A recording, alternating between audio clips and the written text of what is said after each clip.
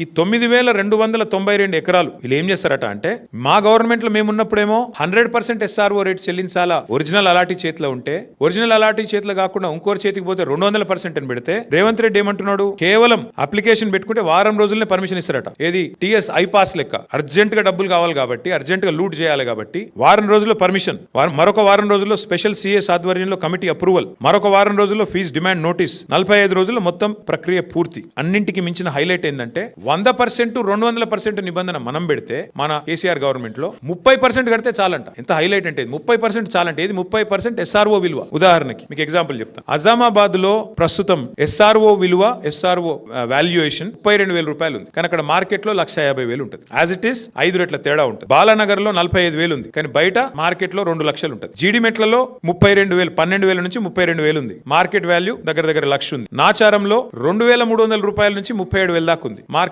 Value 1,00,000 ఉంది గజం. నేను చెప్పేది చెర్లపల్లిలో 10,000 ఉంది గజం SRO ప్రకారం, మార్కెట్ వాల్యూ కనీసం 75,000-80,000 ఉంటుంది. మల్లాపూర్ లో కేవలం 8,400 ఉంది SRO వాల్యుయేషన్, మార్కెట్ వాల్యూ కనీసం 70,000-75,000 ఉంటుంది. ఇప్పుడు వాళ్ళు చెప్పే, రేవంత్ రెడ్డి చెప్పే లెక్క ఏంటంటే, చెర్లపల్లిలో నీకు ఇండస్ట్రీ ఉందనుకో, మార్కెట్ వాల్యూ అక్కడ 1,00,000 ఉన్నప్పటికీ SRO వాల్యూ 10,000 ఉంటే రేవంత్ రెడ్డి గారు ఏమంటున్నారు, మీరు అందులో 3,000 కడితే చాలంట, మీకు ఇచ్చేస్తాం 45 రోజుల్లో.